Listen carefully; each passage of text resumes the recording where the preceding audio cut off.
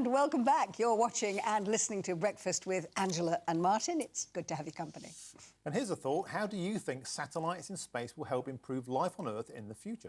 Well, it was 16-year-old Simon and 14-year-old Craig who were picked out of hundreds of competition entries to experience the launch of Inmarsat's 16F2 satellite in Florida this week. And we join them both now live in Cape Canaveral, about to tell us all about it. Good morning. Should we say good morning? You're clearly prepared for the interview this morning.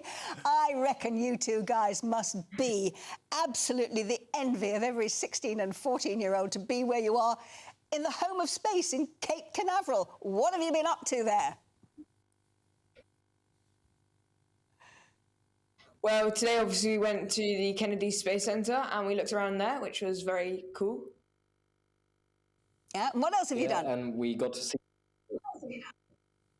the launch of the I-6F2 satellite. That was really cool. I mean, it's the launch of a real satellite in real life.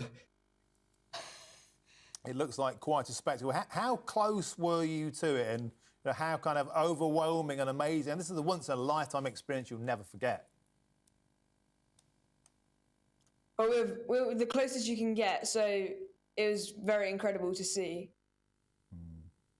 Now, you both won a competition to get there because you came up with some amazing ideas for sort of commercial ideas in space in the future. And it was Tim Peake, of course, the British astronaut, who judged it. Can you both tell us what the project was that you came up with that caught Tim Peake's eye and made him think that you were the two guys who should be going to Canaveral? Well, my idea was that at the moment there is a problem with data centers and the heat that they produce and that it affects the environment. So my idea was to take the idea of data centers and use an array of satellites around the Earth that would be able to communicate together and quickly transfer and store data from around the globe. And then my idea was a cheap and eco-friendly source of energy. And this will be achieved by using solar panels on a satellite and then getting energy from the sun using the solar panels and then beaming that down to Earth through the satellite. And that could be a cheap way. Yeah. I certainly think that tapping the solar power in space without all the interference of the atmosphere is a fantastic idea. And as for the idea of beaming information around the world from space, I think you guys are going to go a long way. What's next? Are you going to be on The Apprentice? I mean, has anybody told you whether or not there are commercial possibilities in what you've come up with? Have you got people beating down the door saying, we'd like to buy this? Well, they said they're looking into both of our ideas already before, but yeah. Yeah. OK, and can I just finally ask you both, have you got ambitions to actually go into space yourself, or do you just want to be those boffins who sit in the control room and organise everything?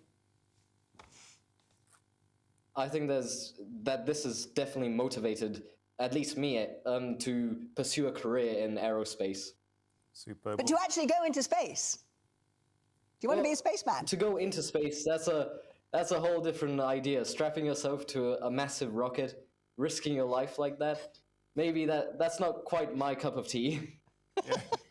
So you're going to be a boffin in the control room instead, yes? Well, I would like to design the rockets. Wow. Well, I love your ambitions. And as I say, I think you must be... there must be young boys and girls all over the country who say, oh, my gosh, I wish I could be there in their place. But how much longer are you going to be there? We leave on Sunday evening.